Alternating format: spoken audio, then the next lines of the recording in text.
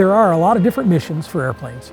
And one of my other passions in life, I guess, would be wilderness camping. I really enjoy getting away from the campground and going out where there's no people and getting way into the wilderness. So to me, the Super Cub is kind of the magic carpet that takes me where nobody else can go. You can land on a gravel bar. You don't need a runway. You can land on a lake that has no roads to the lake. So when you start going north and you get away from the roads, now you get to the really pristine wilderness, and there's one airplane that is the top dog for wilderness flying, and that's a Super Cub. Lands short, takes off short, hauls a great load. Doesn't go real fast, but it'll haul the load into a short strip, and that's how I ended up with Super Cubs.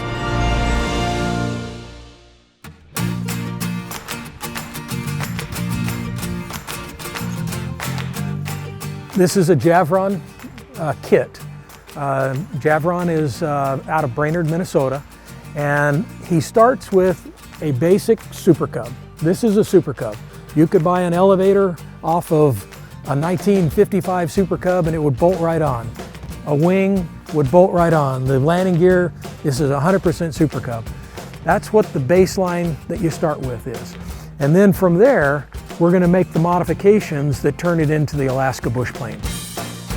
The original Super Cub is a pretty good airplane. It's hard to improve. So we took it to the experimental side of things and decided to go back to the original lineage and take the weight back out of them again and offer all the little mods and things that everybody wants.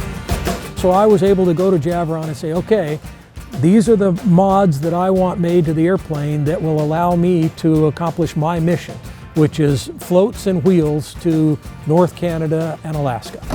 And for that, I need a pretty good useful load. I need a pretty tough airplane. It needs to be reinforced here, reinforced there, 180 horse engine, float fittings, extended heavy-duty gear, all those things. So his kit fit my mission.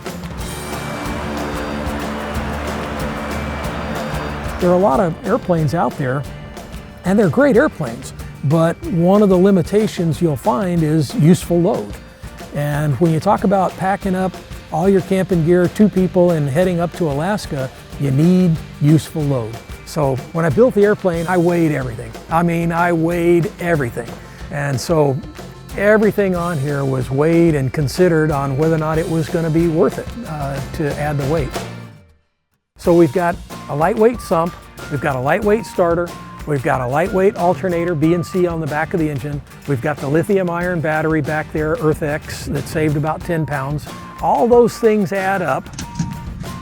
The other things that make my airplane maybe a little bit different are just the small things, like the shoulder harnesses that don't pinch your neck, having the push-to-talk on the radio right on the throttle knob, the electric trim I just love. I love being able to just trim without taking my hand off the stick.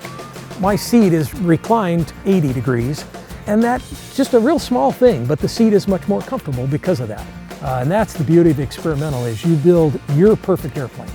And when you jump in it, you go, man, this is perfect.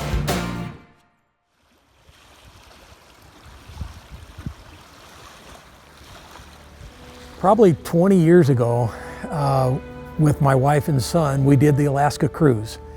And as you go up the Inside Passage and you stay in Juneau and Sitka and places like that, all the float planes are there flying around. And I just went, boy, this is the coolest thing I've ever seen. Someday I'm coming back in my own float plane and I'm gonna see this from my airplane. And it took a long while to make that dream come true. But eventually I was able to do that, and that kind of led to the whole thing.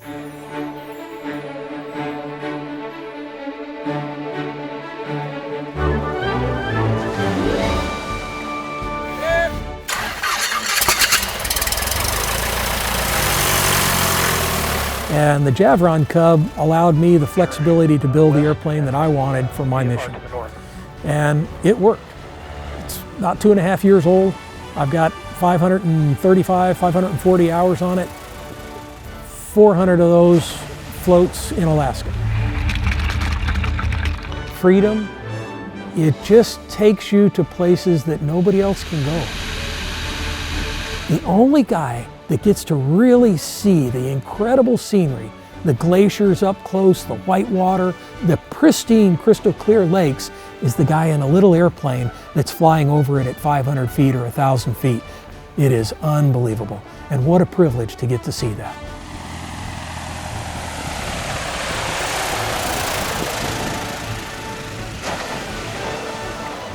I tell people, don't sit at the front porch of the rest home saying, I wish I had a. I'd rather sit and say, remember that trip to Alaska? That was the coolest thing. That's what I built the airplane for, and that's what I've used it for up to this point. And Lord willing, I'll keep doing that.